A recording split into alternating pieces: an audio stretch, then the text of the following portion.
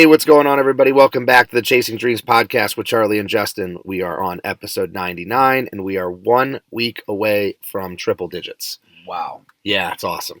That's like the only response I got is wow.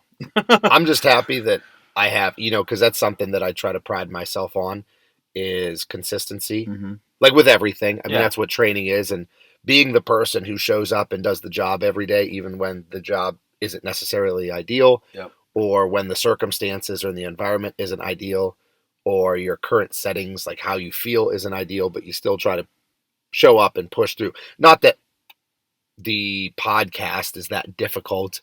It's not like it requires a ton of mental or physical stress or we have fortitude had some, to do, but we have had some roadblocks. yeah, for sure.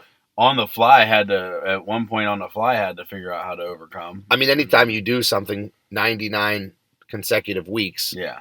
that you say you're going to do, there's kind of like pressure to do it every week. There's going to be some circumstance that kind of dictates where you go and how you do it. And we thank God for the technology that we have, because we've had to do things where we're thousands of miles apart or different times of the day or whatever. But it's really cool to be on episode 99. It's very cool. Which actually was kind of, speaking of trouble and roadblocks, we almost had one this morning. I was telling you before we recorded last night, my bedroom window was open and it was raining, and a little bit, just the way the wind was blowing had pushed the wind or the rain through the window and onto the laptop. So I woke up and the laptop was soaked, and I was like, oh crap. So I unplugged it and threw it off to the side. But at that point I was still tired and didn't really pay it much mind until the morning. Then I'm like, okay, hope this works. And sure enough, it was pretty durable. So yep. Open it up and good to go. Good to go. So what's new on your end? Anything happening this week? Not a whole lot this week. Dealt with some anxiety for the first time. Don't even know why, really. But so it affected everything, unfortunately. Mm-hmm. But that's like something I talked about a long time ago. And I can't remember what episode it was on, but we talked about anxiety and like that. I think it was when we were talking about mental health. Yeah. And I thought I knew what that was. Mm-hmm. And come to find out I had no idea. And I think that you really have to try to compartmentalize emotions and feelings, like with teaching. Yes. One of the things they say is, leave work at work and don't take work home with you. Right. So if there are stressful things that are happening in a school setting or whatever your job. Yeah, we talk about the fire department too. Try not to allow that to leak in to other avenues of your life, because it's going to affect you. Right. And I think that when you have anxiety over something, especially if it's generalized and non-specific, then it's difficult to do that because you can't really find the root cause. But if there's something that's in your life that's causing stress, and I know this is easier said than done, but you have to try to not let it affect elsewhere. And I'm guilty of allowing that to happen too, because I've talked about it before, how bad workouts stem from bad experiences outside of the gym. Mm-hmm. Like I always feel like when I go into the gym in a bad mood, it results in a bad performance. But when I go to the gym in a good mood, it usually manifests in a good performance. Right. So you have to kind of try to itemize it and put it in context. Like, why am I feeling this way? And how can I try to not let this affect me like elsewhere, like in different avenues. Right. And like when people talk about that stuff, like specific instances that cause you stress or anxiety or worry or whatever, you have two things that you can look at, or it's kind of like a two-pronged thing. Is it controllable? Can I fix it? Or is it not controllable? Right. And can I not fix it? And I've heard people say this before: if you can fix it, then don't worry. And if you can't fix it, then don't worry. But that's also tough, because for me personally, I'm one of those people where I ultimately find myself to be a control freak. Mm-hmm. So if I can't control it, that's the reason that's causing, you say that's the reason for the alleviation. For me, that's the reason for the panic, is because I cannot control it. That doesn't make it any easier. I know that what's going to happen is inevitable, but that's what's causing the worry. Right. Like I'm a hyper planner. Mm-hmm. So like everything I have to have everything planned out. So like, this morning, for example, was an anxiety moment. I don't know if maybe it's just a thing going through me, or if there's something going on in the background that I am not seeing. Uh-huh. But like this morning when I woke up, I finally got to bed at like 3:30 Yep. because my wife was on call last night. We didn't get home till late. I fell in the chair, sleep. I fell asleep in the chair in the baby's room, and I woke up stiff as a board. And I was like, oh, Well, I think you text me shortly before or shortly after I was getting up. yeah. I mean, it wasn't. I probably what was it 4 It something was like perhaps? 3:45 ish. Okay, yeah. Yeah, it was right around 4. Right as I was getting up, you messaged me and said we had to kind of audible around training today just Yeah. because you had been up all night and everything. Which I think that could be. You look intelligent when you do that. You don't look undedicated. Yeah, and that was that was my thought, and I think that might even played a little bit into the like some anxiety because it's like I hate canceling a workout. Yeah. I hate being the one because it always happens to me, but I talk about it all the time, and I don't like to be the one that says, "Hey, I think we're gonna have to make a different plan for the day." But like I didn't sleep, and the little bit of sleep I did get was in an uncomfortable recliner, Mm-hmm. and I I would have went hard if we would have worked out, and I probably would have hurt myself. So I was like, or it wouldn't have been worth it. Yeah. You know what I mean? It would have literally been not worth it. So Well, I think you also too have to. Everybody has to put themselves in a position to earn the out, so to speak. yeah, I don't want to say excuse because it's not an excuse. It's a viable concern. But whenever you cancel something, like if I have to cancel on one of my training partners for my own workout, or I have to cancel on a client, or I have to call off a school or whatever, I think that credibility allows you a little bit more wiggle room. right. So if I call off of the gym because I'm not feeling good or I'm not feeling well and don't think that the workout would be effective, I think that I hope that I've earned the respect amongst the people that I train with for them to know that that's not out of laziness, that's out of genuine concern that this workout is not going to benefit me. Yeah, And I'm digging my recovery hole deeper. It's something I right. talk about all the time. So I think that when you continue to make excuses or continue to call off of things or change plans on people, you're kind of looked at as, oh, this guy does this all the time. Yeah, you're a flake. And even when you do have legitimate issues that arise, it's the boy who cried wolf, and people aren't going to believe you just because that's habitual for you at that juncture. Right. So for me, again, I feel like I try to be the model of consistency and not cancel, not call off, not change things around. So that way, when I do that, people know it's a legitimate concern. Right. Much like school. I'll use that reference again. When I call off a school, people know that, oh man, he must be really sick, because even when I'm now, the last 2 years have kind of ushered in a new age where this is frowned upon when you have any type of illness or symptom that you don't come to school to Right. look out for other people, but whatever. But in the past, I've always been someone where even when I was a little bit sick, I would still come to school. Me too. So, and people kind of respect that. And then when I do call off, then it gives me a little bit of an alibi or an out, so to speak, where people are like, oh yeah, well, he's definitely got to be sick because he never does this or whatever. Right. So I think that in terms of training, you have to, even if it's not calling off, you have to earn your rest days. Yeah, earn them. Absolutely earn them. Like a rest day is earned through sweat and pain. Like I actually talked to my coach before, and I think I've said this on air, that I try to earn the right to train less.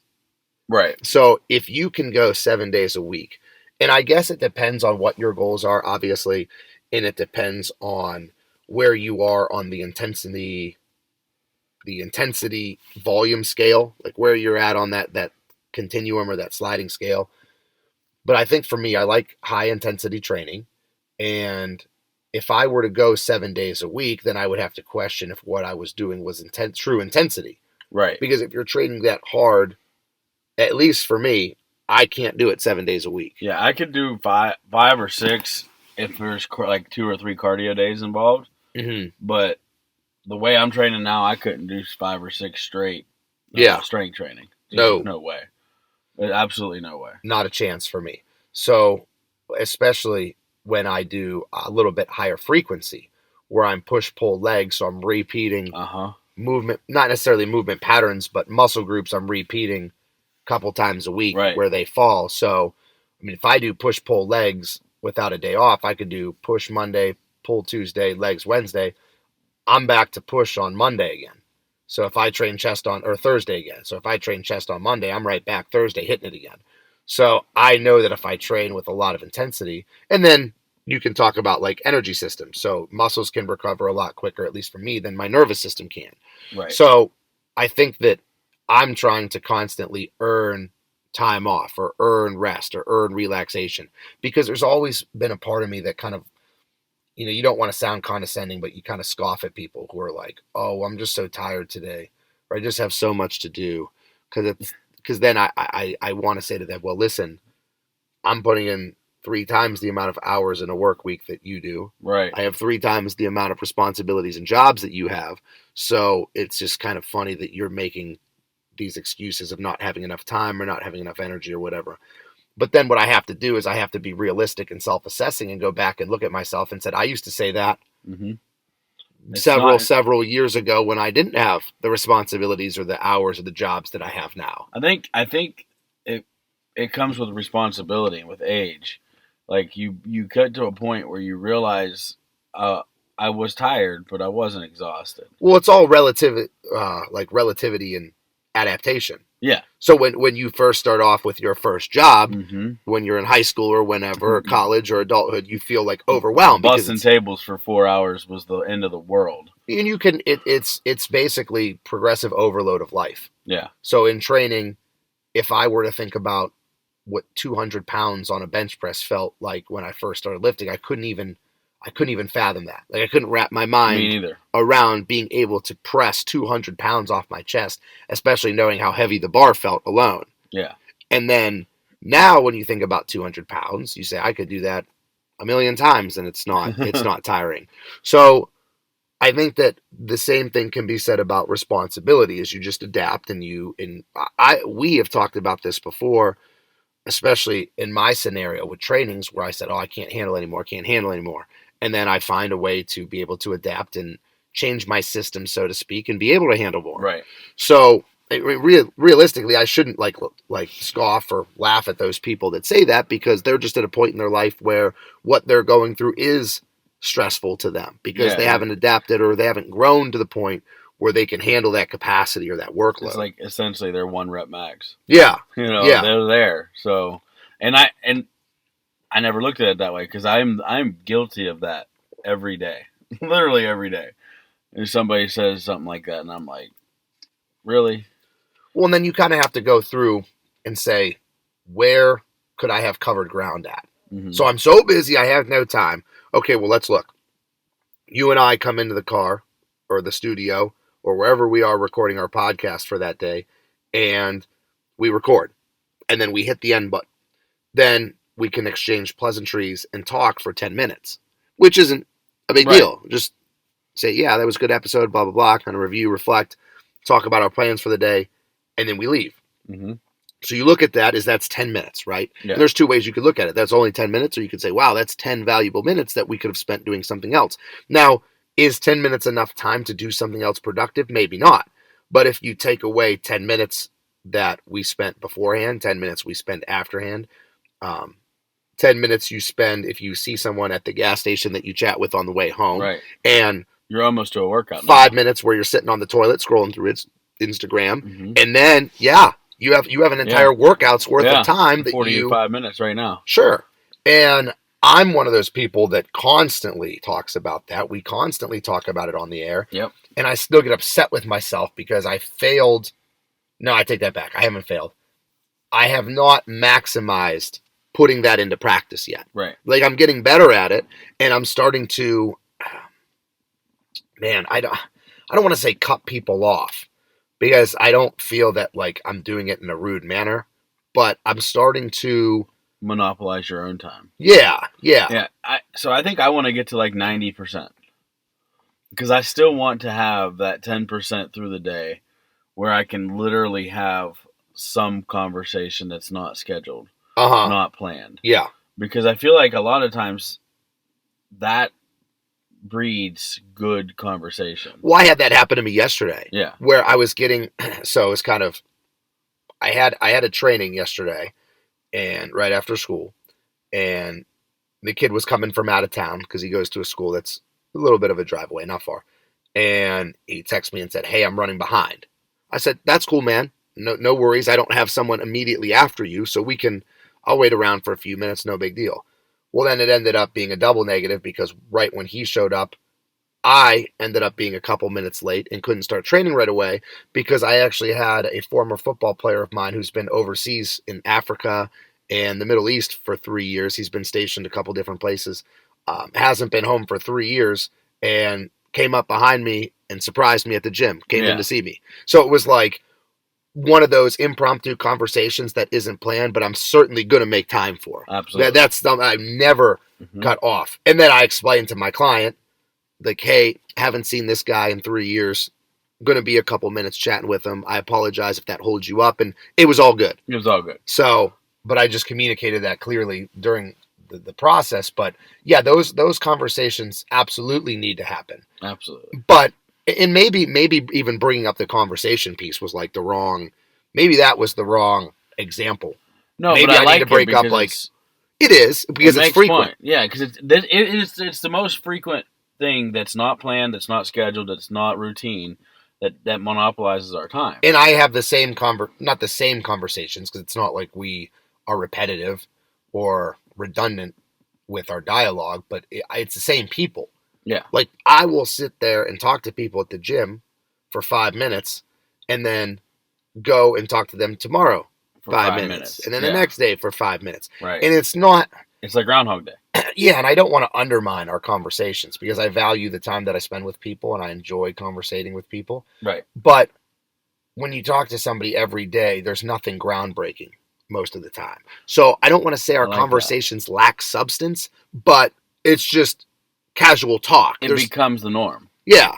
It becomes the everyday cycle, and you almost just go on autopilot. And there's times where, and like I said, I'm guilty too because I initiate a lot of these conversations. I want to say most, but a lot of them. Yeah. Like I will engage someone and say, "Hey, how's it going today?" Yeah, because it's like the normal exchange of pleasantries. Yeah, that you're going to have. Opens the door. And sometimes I wish that and you can't do this because you can't train people and not know people, and you can't go to a gym and not know people and train people. Yeah. But sometimes I just wish that I didn't know anybody at the gym or I didn't know anybody. I mean, one thing that I've been doing too is because we've talked about briefly, I bought a new house. So I'm living in a different town. Yeah. That's not immediately.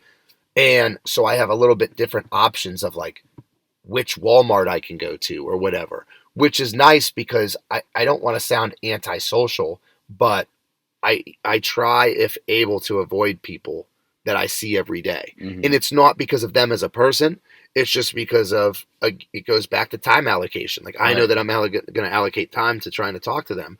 And here's an example that I use all the time. When I first started teaching, I was probably 2 years into teaching, and I was training athletes. I was coaching. So when you teach in a small town, coach football in a small town, and train athletes in a small town, especially when you're new, you moved here, no one knew who you were at first. You're kind of the novelty.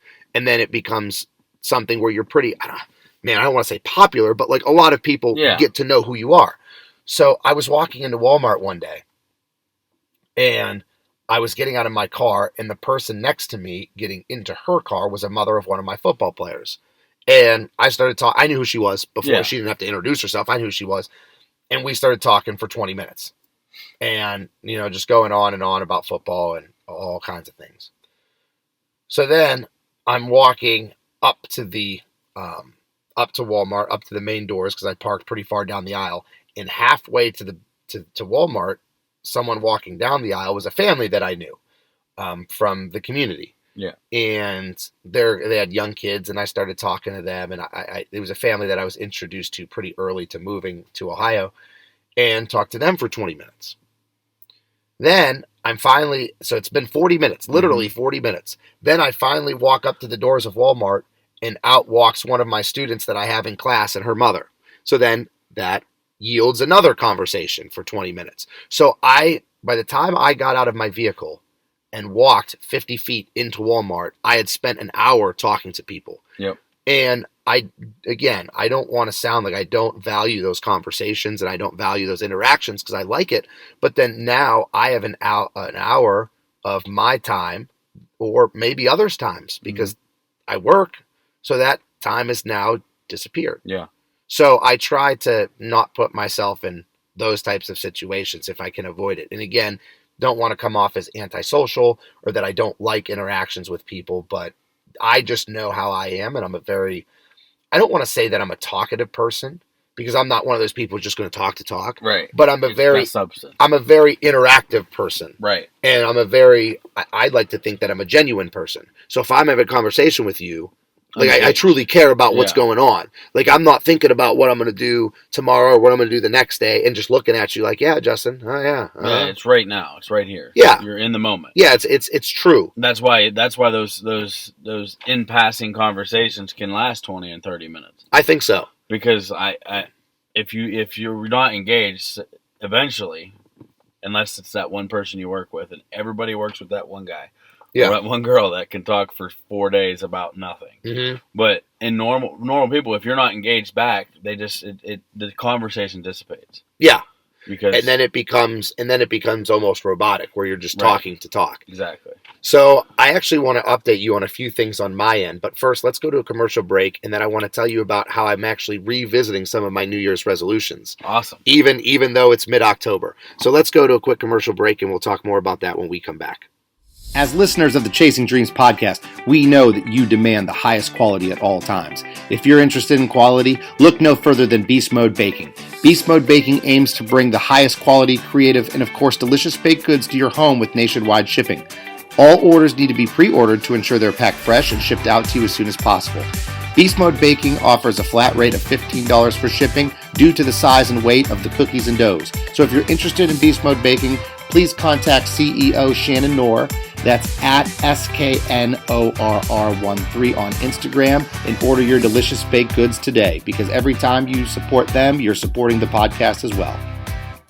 And we are back from our commercial break. Okay, so prior to the break, I told you a very weird kind of segue is I said that I want to talk about New Year's resolutions. Yeah. And it's October. Now, normally this would be about the time that people start planning for next year's, where I kind of wanted to revisit my own and kind of encourage you to do the same, because when we aired at the beginning of this year for like our New Year's episode or whatever, we talked in depth about our resolutions, I think multiple times. Yeah. I think we talked about it beforehand. We talked about it when we finally talked about what we were going to do. And then we revisited them a month or 2 or 3 months afterwards to just kind of see how we're doing, because one of the things we mentioned was that people with New Year's resolutions put them out there and then forget about them very quickly. Right. And you and I kind of made a promise to everybody that we would continue to monitor them as we went along. And that randomly popped in my head today, because I was thinking about, on my drive, I was thinking about how this year's gone pretty fast. And everybody talks about that all the time, right? Like, oh, this year went so fast. But it's like, this one was really, really fast. I think it was because last year was so slow, with 2020 being the hellacious year that it was. I think that it kind of made us lose a false sense of how quickly time passes, because everybody thought that time was passing at a snail's pace last year because of all the restrictions and the quarantines and all the hoopla that was the virus. Whereas now it seems to be moving back at its normal pace, which is expedited beyond words, which is really fast. So I was thinking about it on my way here, and I thought, I wonder if I can reflect back on this year and say that it was one of immense progress. Now, I've accomplished a lot. Like, I bought my first house. So that's like a huge thing. Huge. But then I want to look at all the other markers of progress, because buying a house wasn't on my New Year's resolution list. It was something that I wanted to progress. Yeah, absolutely. So a byproduct, it's definitely progress, but it wasn't a specific thing that I said, Justin, I'm going to buy a house. Like, it had nothing to do with that. I got it. Yeah, but for sure a byproduct. So I look at my goals. Do you remember what yours were specifically? I vaguely remember the the area. So I remember wanting to stay in touch with people, making the effort to stay in touch with people. Yes. That we hadn't talked to for a long time. Yeah. And it's ironic that you brought this up, because I did it again this week, and I wasn't even thinking about doing it, but just subconsciously. Mm-hmm. So, yeah, I think that, and then I wanted to continue to make progress in the gym with notable markers. Yeah. I believe those were the two main ones. Mine, I remember the one thing that I talked about was I talked about financial incentives that I had. Yes. Where I wanted to hit certain marks in the bank and accrue a certain amount of money and be really, really diligent with my finances, which I was perfect up until I bought the house. Yeah. So every 2 or 3, I think it was every 3 months, I recalculated, so to speak, an amount of money that I wanted to have saved up. And so I would make sure that I challenged myself to earn more money and spend less money and continue to save more money so that way I could meet those progressions. And I did that. Then when you have a down payment on a house and all that stuff, that kind of goes out the window. Yep. So up until that point, I was doing a great job. Now, I don't want to even say that I don't even want to say that I failed that goal because I didn't finish it through the year, because I was conscientious enough to realize that buying a house was going to detract from that goal, and I was okay with that. Because that's why you save the money. Right. You don't save the money to save the money. Yeah, because you can't take it with you. Yeah, you save money to do things like that. Yeah. So that was okay. The other thing that I wanted to do, and I know this is ridiculously vague, but coincidentally enough, I was able to target it in a very specific manner, was I said to you that, and you probably remember this, that I wanted to keep doing what I was doing, but I wanted to find a way to kind of upscale and be better at what I was doing. Yes, right? I do remember. So I said, I want to train, but I want to be better at training, or whether that means increase my knowledge base, increase my social interaction with my clients, increase the number of people that I have the ability to train, or whatever. Likewise, teaching. I said I wanted to be a better teacher. And so and I know that that's kind of a crappy goal in a sense, because it's not measurable. There aren't really too many metrics. I mean, there are, but I didn't identify specific ones. Right. You have to, like, when it's something about you have to identify how you're going to gauge it. And I could have, that's a goal. The reason it's kind of a crappy goal in the sense is because I could have lied about the metrics I was using. So Yeah. I could have said, I want to be a better teacher. And then I could have lied and said, well, I've been a better teacher, I think, and not have quantitative support to back it up. I could just say, well, I've been a better trainer. I've definitely been a better trainer this year. Like, Yeah. okay, well, how can you explain you have to be able to identify to someone, even if it's a non-measurable item, it needs to be a specific item. So like you could say, well, I feel like I've increased my mood, and I feel like I'm more enjoyable to be around, so the kids want to come to training more, and I'm less negative. I don't think I'm negative during training ever. At least I try not to be, but that was just an example. So, okay, backtracking. So I wanted to become better at what I'm doing. So one of the issues I've ran into, and I'm kind of telling you this because more so than just the audience, because I know that you kind of had some questions about it, and you saw it, and you commented on it, and I said that essentially, I said I was going to explain it later and tell you all the details. So I ran into an issue at the gym, and I've been creeping this way for a long time, where I cannot train any more people than I train. Yeah. So I already have some overlap where I have some groups that are training together and stuff, which is awesome because I love group training more than one-on-one training for a couple reasons. Number one, I feel like it increases, and it would be like, just think about lifting by yourself versus lifting with others. Mm-hmm. You and I love lifting in groups so much more than solo training. It's exponentially better. Yeah, you can't even put it into words it's until like, it's the best thing in the world. So I do that, but there also comes to be a point where too much of a good thing can be a bad thing, where if the group is too large, it detracts away from the individuality. So like think about specific programming. If I have 3 people in a group and then it turns to 4 and then 5, well, now I can't have 5 people doing 5 different things. Now, a lot of my programming is very similar because the goals of my athletes are the same. So it doesn't matter what sport you play, what your gender is, you're going to be doing similar movement patterns, similar strength progressions, because our goal is to get bigger, faster, stronger for every athlete. But there is specific nuance that if someone has a weak part or a weak movement pattern that needs fixed, that we're going to work on that a lot more. Right. So when you have groups that are too big, that goes out the window. There's less of Charlie. Yeah. Exactly. Less eyes that I can give, less feedback that I can give. Right. So you take that And then you take the hours into account that I can't work any more hours than I do because no one's going to, I wouldn't be able to sleep. And Yeah, honestly, you wouldn't be able to work anymore. and then I can't work in the gym anymore because of time allocation to other duties, like my online clients that I have, or the podcast that I have, or school. So, like, I have other things to do that don't directly involve training athletes. That's why, like, I'll have people that will say, "Hey, well, is 8 o'clock too late to train for you?" And it doesn't seem like 8 o'clock's that late, but when you've been training and teaching since 4 a.m. and you've been up since 3:30, 8 o'clock p.m. is very, very late because you haven't been home in forever. So anyway, the point of me going on that rant was to tell you that I needed a way to change the system. It wasn't the work ethic. It wasn't the knowledge base. I just needed to reformat the logistics of how I was doing things. So it's like, okay, what can I do? I have all these people that want training. I can't possibly train them all. How can I bring them value of what I know and still be able to make their lives better and impact their lives without directly being there overseeing their training? One thing that you would immediately think of is give them a workout, right? Yeah. Like, hey, here's this workout, you do it. Now, you know as well as I do that only works for an extremely small amount of people. Right. For several reasons. One, the main one is it's not what you do as much as it is how you do it. Yeah, it's the execution of the movement. So I can give my athletes that I train a workout and they'll do phenomenal with it because they know what the expectations are. Right. They know how to push, they know how to train, they know how we want things done, and they do it.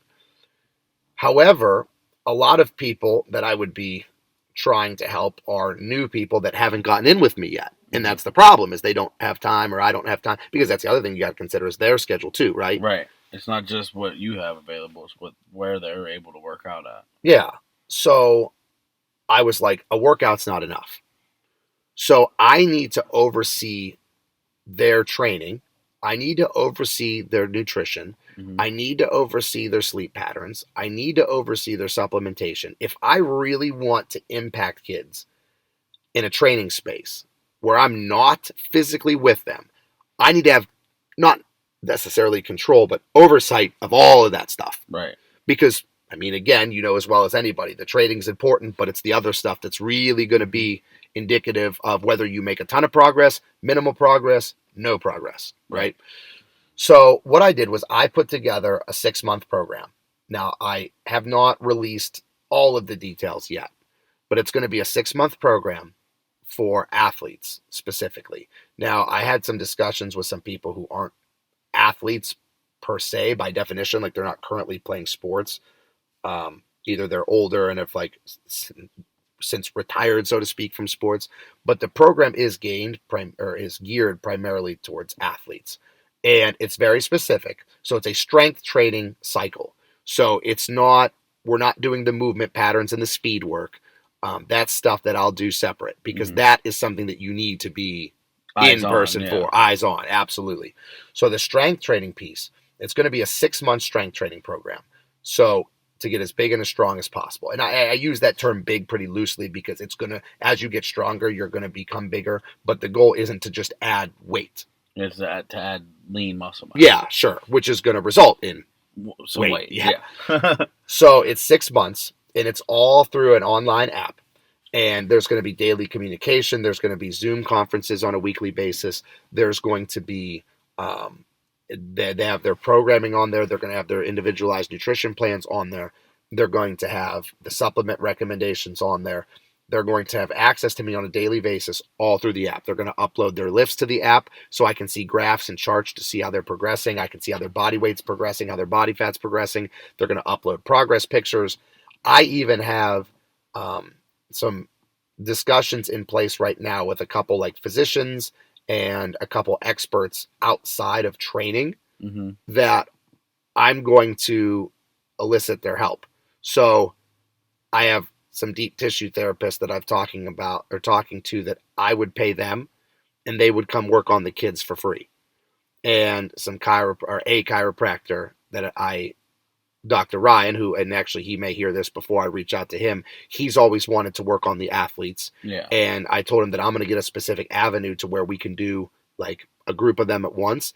And so I'm hoping, and I know that he will, in exchange, he will come and work on my athletes. I actually have a partnership that I'm in talks with a cryotherapy place that is going to house the athletes at a cheap rate and have them receive cryotherapy. Again, it's going to be free to the athlete because that's factored into the cost of the program. Right. So that's where I'm at on my end. Is it's going to be a 6-month program, and I'm only taking 10 athletes at most. I've had a lot more than 10 people reach out, but that is just to get interest. They don't know and gain information. They don't know what the program was. I kind of vaguely put it out there on Instagram, and I've had several people reach out, and I'm still in the process of getting all that information to people. Right. So I want to use the next month, October, to give as much information as possible because I have the ability to start tomorrow, but I don't want to do that. I want people to make a really informed decision because 6 months is a long commitment. That's half of a year that I'm going to be overseeing people's diet, overseeing people's supplements, overseeing people's training. And I put the cost out there too. And a little bit of the people said, or a few of the people said that it was outside of their budget, which I completely understand. But they also have to understand I'm paying chiropractors, going to pay tissue therapists, going to pay a cryotherapy place, and I'm working every day with your kid for 6 months. That's half of a year. So, of course, the price is going to be, it has to be well worth my time. Yeah. And then when you actually calculate it out to what the athlete's getting, it's actually insanely insane. And I'm almost taking advantage of myself. But Charlie Fresh, right? Yeah. But I'm also getting 10 athletes, hopefully. Yeah. So that way, and I didn't want to do more than 10 athletes because if I do more than 10 athletes, it means more money. But I think that would take away from quality because if I'm trying to manage 10 people, that would be difficult. I want to manage a smaller group. And the whole purpose of me bringing this up is I was not necessarily an advertisement. I didn't want to do this to promote it, although it helps having a platform to do so. But for me, that was just kind of like, I told myself and I told you and I told our listeners at the beginning of the year that I wanted to find a way to be more efficient with what I'm doing.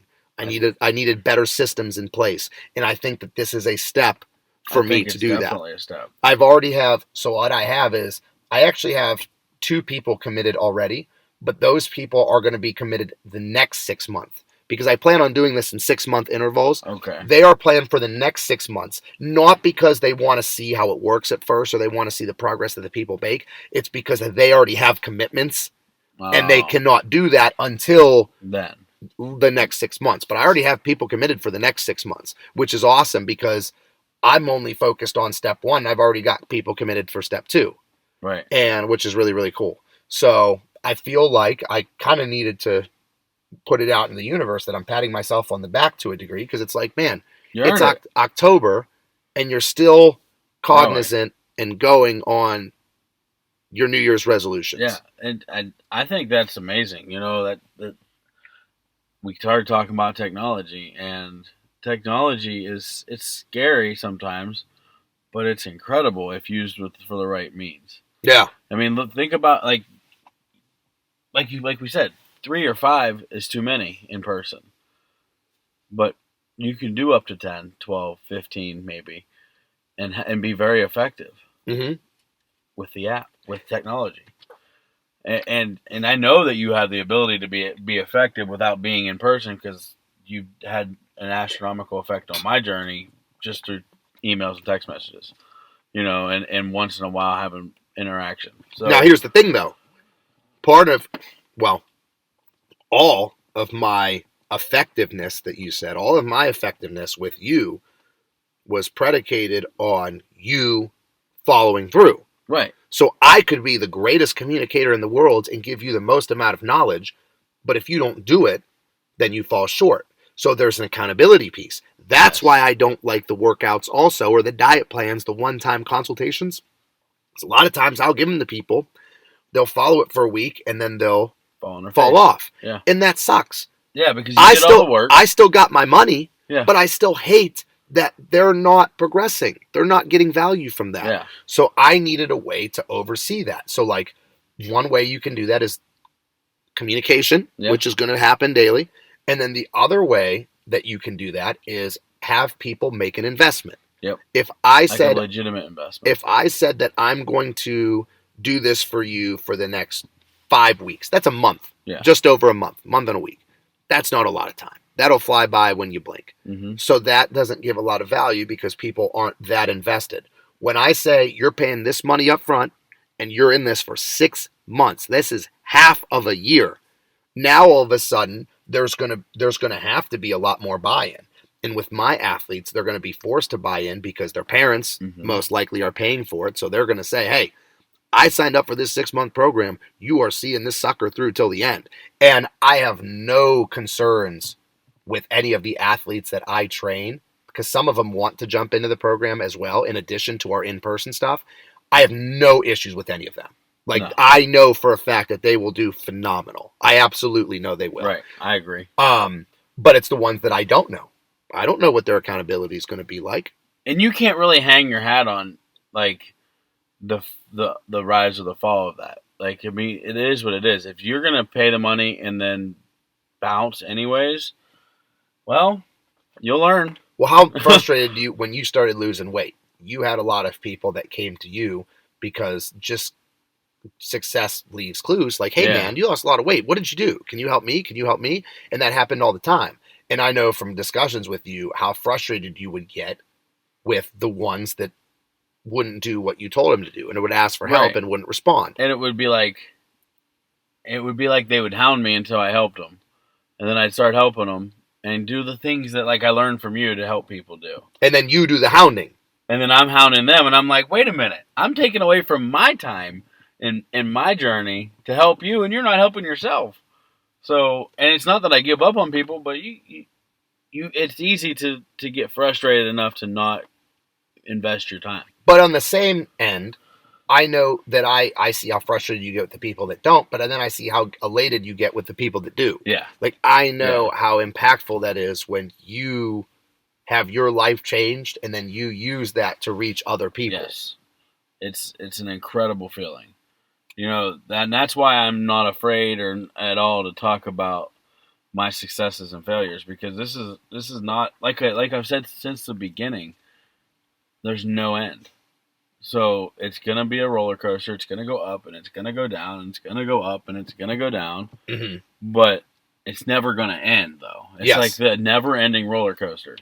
So jump on, let's go for a ride. Now, speaking of ride, before we close up shop, I want to, and this is not necessarily a challenge, but this is just, I like having discussions that don't pertain to anybody else, like they're literally just you and I talking. Yeah. I like having those on air because I think that it makes us seem like, I don't want to use the word real, but like it makes you and I seem like we're just normal people just chatting. Because like my favorite podcasts are the ones where it's just people hanging out talking. Just, BSing. So I have a question for you. Would you mind, because the app that I'm using for this whole program is called Trainerize. Okay.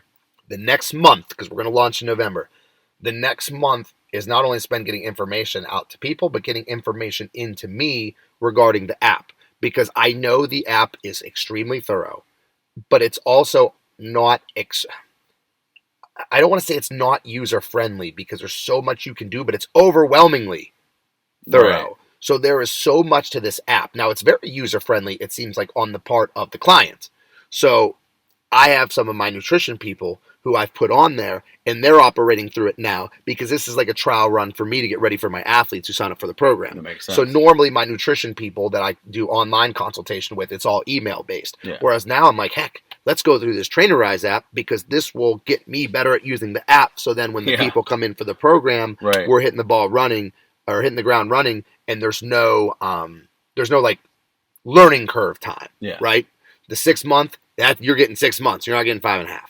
So what I want to do is I've switched a couple people over. Now, you and I are not, I mean, it depends on how you say. You and I are not directly working together. Right. Like where you've gotten to the point, which is awesome, and this is what I want for people, where people get to the point where you can foster independence. Like, you know what to do.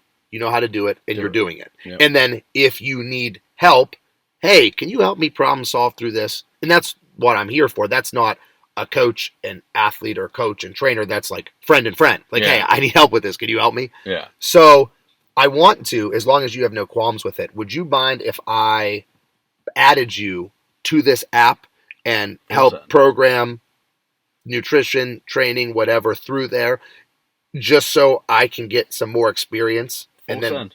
Perfect. Full send. Cool. Send it. Because I've already got a couple people on there. Again, none of them are athletes. Yeah. It's all, but you're going to be doing the same thing. Yeah. You know, whether you're my athlete or not, I'm going to, doesn't matter if you're a high school kid or a grown adult, I'm going to do your training, going to do your supplements, going to do your nutrition. So I'm going to send you, I actually have to add you on my end, and it's going to send a link to your email. Okay. So I'll get you put on there, and then we'll go from there. And then we'll just maybe make an experiment out of it. Cool. Until you get ready to roll it out. Or even through. It doesn't matter to me. I don't care. Well, that's what my hope is I want to systemize things and make it so you're on there forever. Okay. So like all my nutrition clients that come to me, instead of going through email like we normally do, it's going to be much easier for them and much easier for myself if when they come to me from the get-go, we start on this app. You have like a heads up display where you just select my name or somebody's name and do the thing. Yes, absolutely. And then awesome. And then there's groups to it. So like I can put like nutrition group or life. You hear, what do you hear it called? You hear it called lifestyle clients. Like people that aren't like in a sport. They're not a bodybuilding competitor. They're just trying to get bigger, healthier, stronger, more ripped, whatever. Yeah. And then I can put you in that group. And then I hit that group and it populates all those people. Then my 6-month group, that's my 6-month training program group. I can click on that, populates all my people. So it kind of categorizes you guys based on where you're at, but it's all in one central location. So I'm not chasing people around. And I know that people change emails sometimes, so I'm trying to contact people. It's just so much easier if I do it through this. On one spot. And then I know a lot of people aren't like me. They're not email heavy, so they don't get email updates to their phone like I do. Like every time I get an email, my phone dings and I look at it because my whole life is on emails. Like it has to be. And I know other people don't do that. So I'll send an email to someone and they won't respond for 4 days. And it's not because they're being rude or dismissive. They just don't check their email. Right. So this app will obviously go directly to your phone, so the communication is more efficient. The communication is a lot quicker. And I just think that all around it's a good idea. So then maybe this will be, as you kind of foray into your next trading goal, which I don't think have we talked about that at all? We have not yet. Okay, so we'll save that for next episode. We'll leave that for a cliffhanger. So you are transitioning now into, because I've made the entire half of this podcast about me. That's fine. We'll end on you. You are actually transitioning into a new journey, we'll say. Sure. Okay. You're transitioning into a new journey with some revamped goals, which we're not going to talk about, but maybe this will probably help that too, I think, right? So, yeah. So we'll leave it at that. So now people are going to have to absolutely tune into episode 100. Which should be a big one now. Yep. So with that, we have come to the end of another episode of the Chasing Dreams podcast with Charlie and Justin. This has been episode 99. We appreciate your listenership, and we look forward to hearing back from you guys next week. Unbreakable,